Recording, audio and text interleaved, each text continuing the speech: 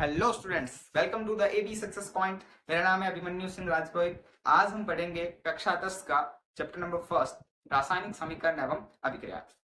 चलिए तो टॉपिक पे आते हैं। पहला टॉपिक जो है हमारा वो होगा परिवर्तन। परिवर्तन का मतलब होता है बदलाव। इंग्लिश में इसे कहते हैं चेंज। अब जब नाम से ही पता चल रहा है परिवर्तन, परिवर्तन का मतलब होगा बदलाव, मतलब कुछ ना कुछ बदल जाना। कोई चीज कुछ थी और बाद में वो कुछ और हो गई, उसे हम क्या बोलेंगे? परिवर्तन या बदलाव कहते हैं। अब परिवर्तन और बदलाव, विज्ञान के अंदर परिवर्तन या बदलाव को दो भागों में बांटा जाता है। पहला है भौतिक परिवर्तन। कौन सा परिवर्तन? भौतिक परिवर्तन। दूसरा है आपका रासायनिक परिवर्तन। दूसरा है आपका रासायनिक परिवर्तन। परिवर्तन कितने प्रकार के हो गए? दो प्रकार के, भौतिक परिवर्तन और रासायनिक परिवर्तन। अब देखिए भौतिक परिवर्तन क्या होता है? जब पदार्थ के भौतिक गुण बदल जाए। कौन से गुण बदल जाए? जब पदार्थ के भौतिक गुण बदल जाए तो उस परिवर्तन को क्या कहते हैं? उस परिवर्तन को क्या कहते हैं? भौतिक परिवर्तन कहते हैं। अब आपके मन में ये बात होगी कि सर भौतिक गुण कौन से होते हैं? तो भौतिक गुण कौन कौन से होते हैं? देखिए भौतिक गुण होती है पहली अवस्था, स्टेट। क्या होगी? स्टेट। दूसरा है आपका आकार, साइज या शेप बोले। तीसरा है आपका ताप, टेम्परेचर।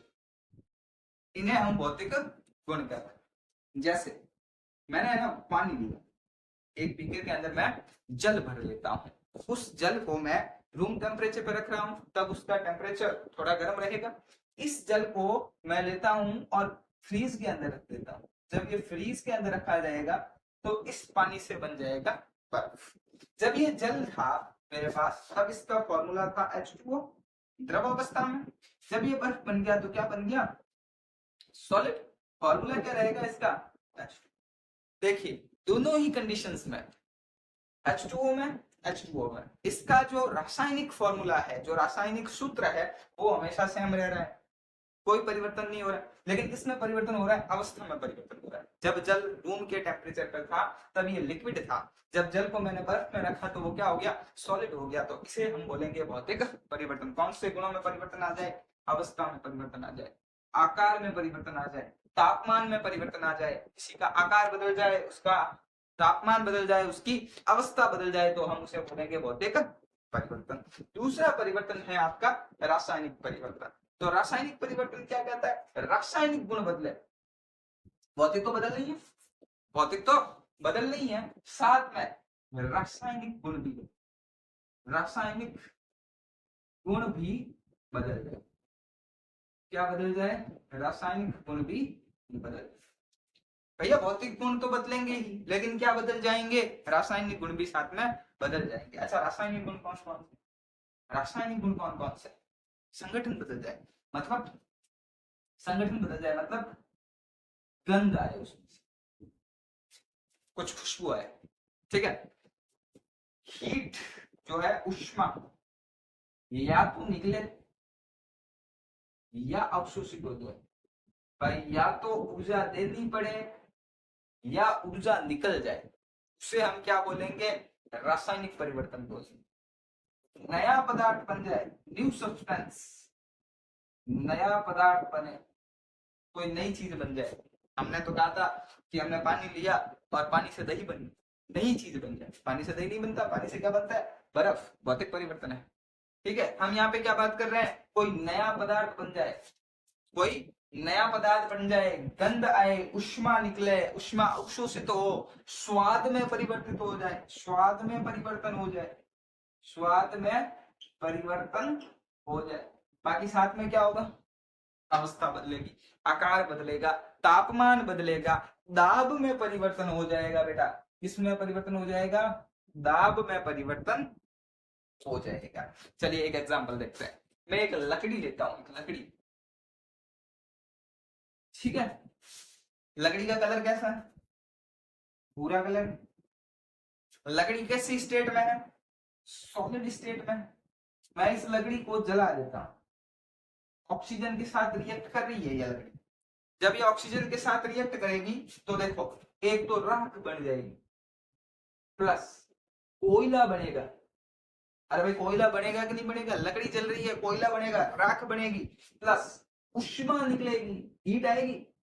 भैया सर्दी का मौसम है, लकड़ियां जला दो, क्या हो जाएगा, सर्दी नहीं लगेगी। क्यों नहीं लग रही है, क्योंकि लकड़ी जल के साथ में क्या उत्पन्न कर रही है, उष्मा का जो है उत्सर्जन कर रही है, उष्मा निकल रही है, उष्मा निकल रही है। फिर मैं कहता हूं कि इसमें एक गैस कौन सी निकलेगी, CO।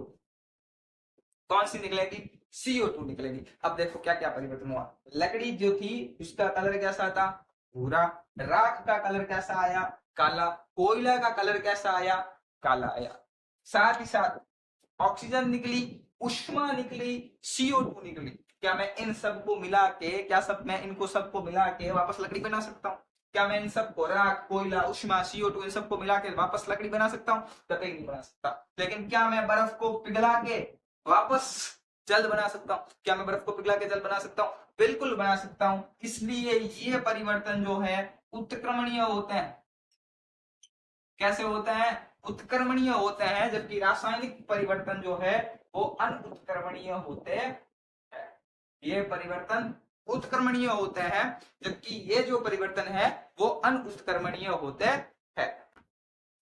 उत्क्रमणीय का मतलब क्या होता है, जिसे वापस प्राप्त किया जा सके। तो मैं जल से बर्फ बना देता हूं, मैं जल से बर्फ बना देता हूं। क्या मैं बर्फ से वापस जल बना सकता हूं? बिल्कुल बना सकता हूं। इसलिए जिसे वापस प्राप्त किया जा सकता है, मैं जल से बर्फ और बर्फ से वापस जल प्राप्त कर सकता हूं, इसी जल से पुनः बर्फ प्राप्त कर सकता हूं। इस परिवर्तन को उत्क्रमणीय परिवर्तन कहते हैं, भौतिक परिवर्तन कहते हैं। रासायनिक परिवर्तन क्या होंगे, अनुत्क्रमणीय होंगे, जिसे वापस प्राप्त नहीं किया जा सकता। मैं लकड़ी देकर जला देता हूँ, लकड़ी से राख बन गई, कोयला बन गया, उष्मा निकल गई, CO2 जो है वो निकल गई। क्या मैं इन सबको मिला के वापस लकड़ी बना सकता हूँ?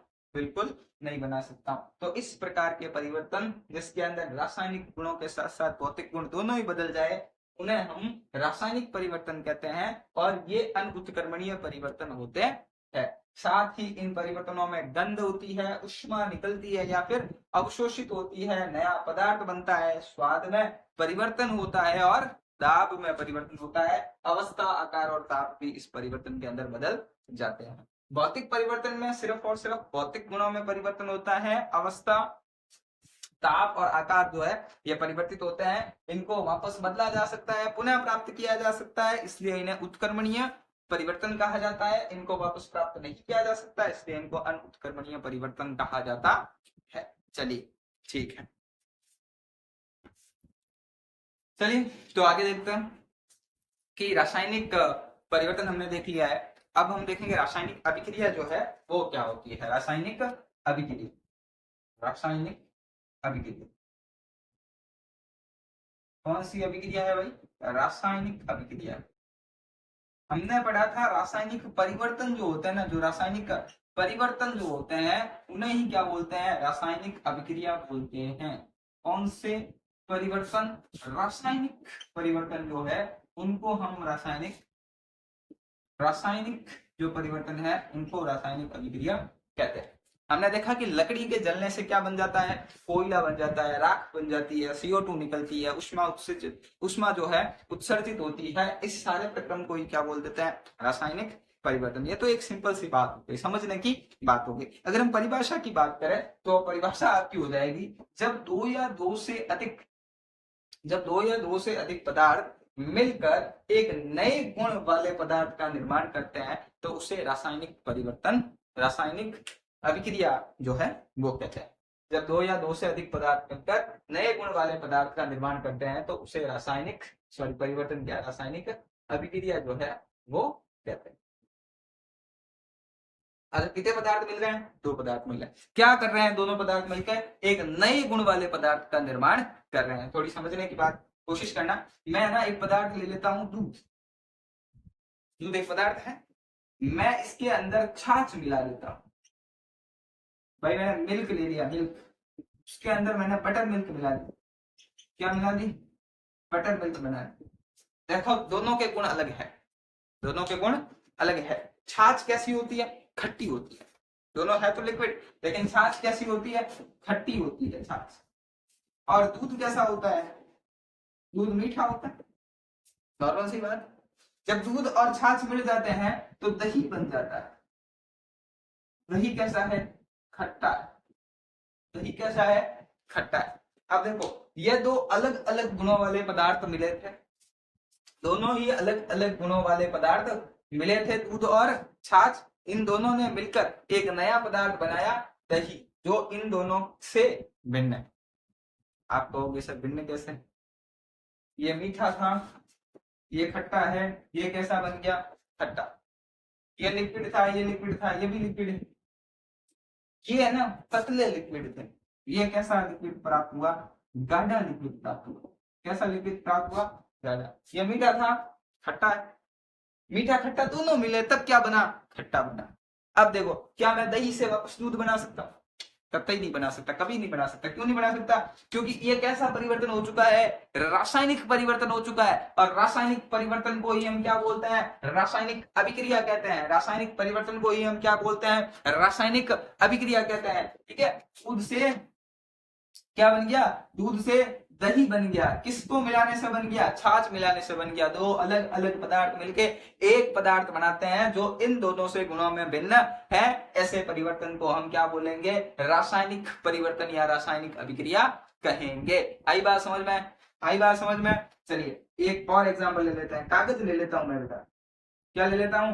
कागज। कागज को मैं जला देता हूं ऑक्सीजन के साथ। जब कागज ऑक्सीजन के साथ जलेगा तो क्या बन जाएगी? राख बन जाएगी।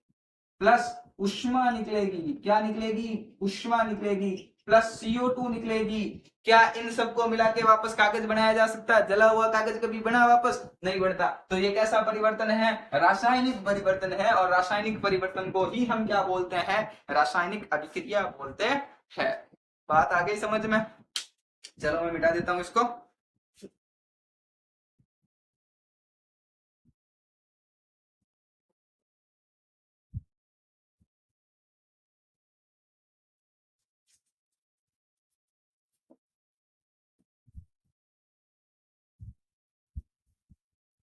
अच्छा, कैसे पता चलेगा कि रासायनिक परिवर्तन हुआ है, रासायनिक अभिक्रिया हुई है? कुछ रिवाइज कर लेते। कैसे पता चलेगा कि रासायनिक परिवर्तन हुआ है, रासायनिक अभिक्रिया? बताया मैंने अभी। क्या क्या परिवर्तित हो जाएंगे?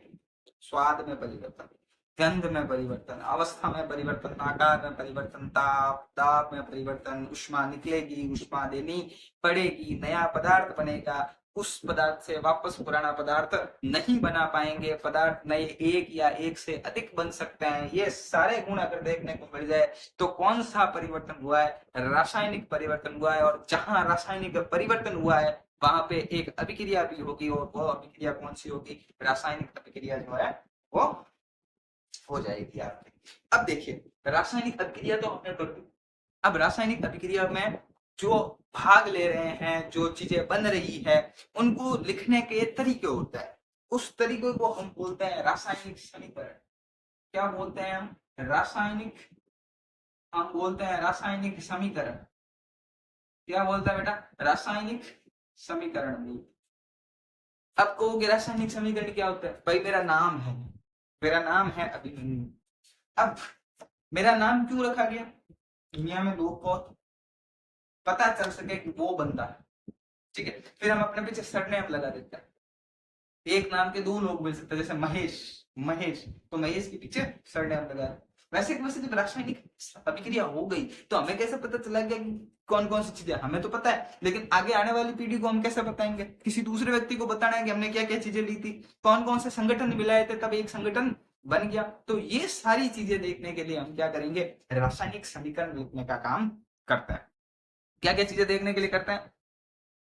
कि रासायनिक अभिक्रिया में किस किसने भाग लिया है, ये सारी बातें देखने के लिए हम रासायनिक समीकरण का जो है वो करते हैं। ठीक है। तो देखिए कैसे करते हैं। जो रासायनिक अभिक्रिया में भाग लेते हैं उनको बोलते हैं अभिकारक। क्या बोलते हैं? अभिकारक को। और जो अभिकारक मिलकर अभिक्रिया के बाद चीज बनाते हैं, उत्पाद बनाते हैं, उसको बोलते हैं उत्पाद। क्या बोलते हैं? उत्पाद। भाई जो अभिक्रिया में भाग लेते हैं, अभिक्रिया में भाग लेने वाले तत्व, अभिक्रिया में भाग लेने वाले, अभिक्रिया में भाग लेने वाले, उनको तो क्या बोलेंगे, अभिकारक। अभिक्रिया से जो बना है, बनने वाले, किससे बने हैं, अभिक्रिया के फलस्वरूप जो बने हैं उनको क्या बोलते हैं, उत्पाद बोलते हैं। हमेशा अभिकारक को लेफ्ट हैंड साइड में लिखा जाता है और उत्पाद को राइट हैंड साइड में लिखा जाता है। अभिकारक लेफ्ट हैंड साइड में, उत्पाद राइट हैंड साइड में। अभिकारक से उत्पाद बनने को दिखाने के लिए बीच में एक तीर का निशान लगा देते हैं। क्या लगा देते हैं, बीच में एक तीर का निशान लगा देते हैं। तीर के निशान का मुंह हमेशा किसकी ओर होता है, उत्पाद की ओर। मतलब अभिक्रिया कहां से कहां की ओर चल रही है, अभिकारक से उत्पाद की ओर अभिक्रिया चल रही है। ठीक है, इस प्रोसेस को बोलते हैं रासायनिक समीकरण। अभिकारकों और उत्पादों को लिखना ही रासायनिक समीकरण कहलाता है। अभिकारकों और उत्पादों को लिखना ही क्या कहलाता है, रासायनिक समीकरण कहलाता है। जैसे मैंने कहा जल, क्या कहा मैंने, जल प्लस, क्या मिला तुम्हें, जल प्लस क्या मिला भाई, सोडियम मिला देता, क्या बन गया, NaOH प्लस H2। ठीक है, मैं इसको लिखता हूं जल प्लस सोडियम बराबर sodium hydro oxide plus hydrogen gas. क्या क्या लिखा मैंने, मैंने लिखा जल के साथ जब सोडियम, ये क्या हो गया, अभिकारक है। ये दोनों क्या है, अभी सिर्फ आप समझना रासायनिक समीकरण में क्या है, ये दोनों क्या है, अभिकारक है। बीच में क्या लगा दिया, तीर का चिन्ह। मैंने कहा ये क्या बन गए, sodium hydroxide plus hydrogen gas, उत्पाद बन गई। तो अभिकारक और उत्पाद को लिखना ही क्या कहलाता है, रासायनिक समीकरण कहलाता है। ठीक है, क्या कहलाता है, रासायनिक समीकरण कहलाता है। अब देखिए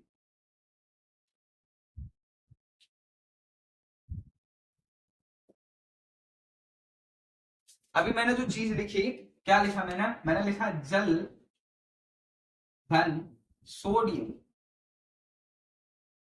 इन्होंने मिलकर बनाया sodium hydro oxide plus hydrogen gas. क्या बना दिया, हाइड्रोजन गैस। ये जो समीकरण लिखा हुआ है इसे बोलते हैं शब्द समीकरण। क्या बोलते हैं इसे, शब्द समीकरण। ये जो रासायनिक समीकरण मैंने लिखा है, इस रासायनिक समीकरण को बोलते हैं बेटा शब्द समीकरण।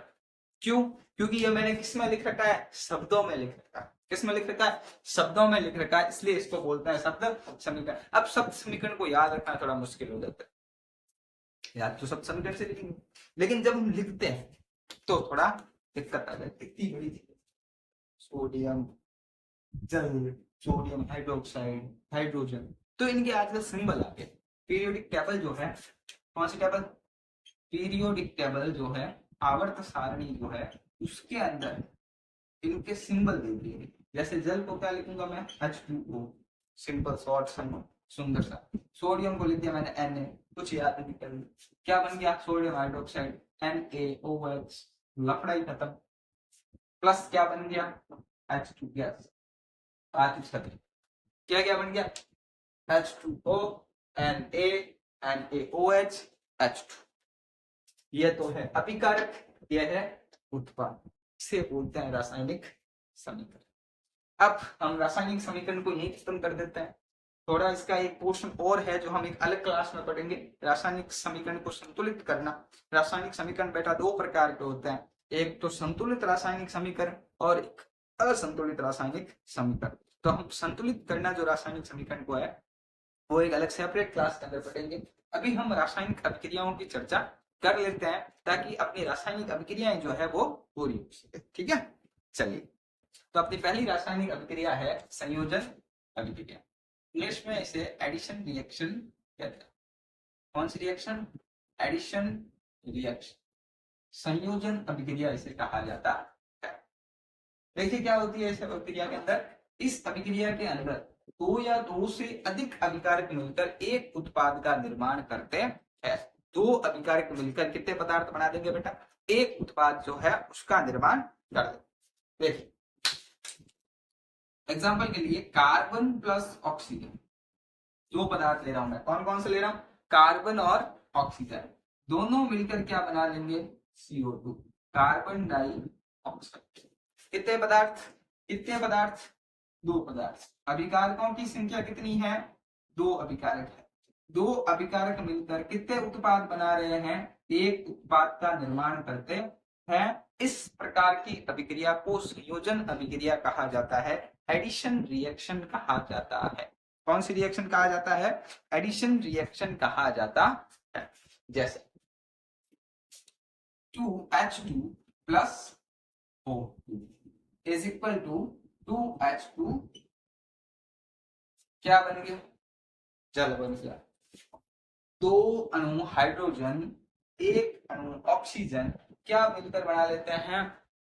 तो H2O बना देते हैं, जल बना देते हैं। दो अभिकारक मिलकर एक उत्पाद का निर्माण करते हैं। तो संयोजन अभिक्रिया, एडिशन रिएक्शन किसे कहते हैं? ऐसी अभिक्रिया जिसमें दो या दो से अधिक उत्पाद, सॉरी अभिकारक, अभिकारक कितने हो सकते हैं? दो हो सकते हैं, दो से ज्यादा हो सकते हैं।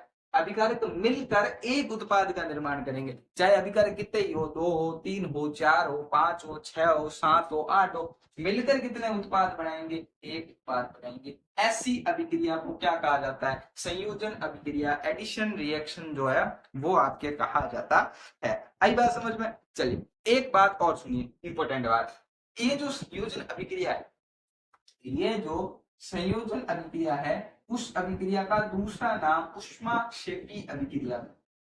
कौन सी अभिक्रिया? ऊष्माक्षेपी अभिक्रिया। कौन सी अभिक्रिया? ऊष्माक्षेपी अभिक्रिया। अब कहेंगे कि सर ये नया नाम क्या है ऊष्माक्षेपी अभिक्रिया? ऐसी रिएक्शन, कैसी रिएक्शन, कैसी रिएक्शन, ऐसी रिएक्शन, कैसी रिएक्शन, ऐसी रिएक्शन जिसमें ऊष्मा निकलती हो। कैसी अभिक्रिया? ऐसी अभिक्रिया जिसमें ऊष्मा निकलती हो उसे क्या बोलते हैं? ऊष्माक्षेपी अभिक्रिया कहा जाता है। अभिक्रिया को ऊष्माक्षेपी अभिक्रिया भी कहा जाता है। ऊष्माक्षेपी अभिक्रिया का मतलब है ऊष्मा निकलना, ऊष्मा निकलना। जैसे आपने कभी चूना देखा है? चूना देखा होगा भाई आपने घर पे, बिना बुझा हुआ चूना जो होता है, कैल्शियम ऑक्साइड, उसको क्या बोलते हैं? Calcium oxide, CaO। जब इसके अंदर जल मिलाया जाता है तो घर पे आप देखना इसमें से भाप निकलती है, और आपको घर पे जो मम्मी है वो उसको हाथ लगाने से मना करती है कि भाई इसके हाथ मत लगा, इसके हाथ लगाएगा तो तू जल जाएगा। ठीक है, आपको हाथ लगाने से, चूने के हाथ लगाने से मना किया जाता है। क्यों किया जाता है? क्योंकि जब ये पानी से रिएक्ट करता है तो ये बना देता है CaOH का होल बेस। क्या बना देता है? CaOH का होल बेस।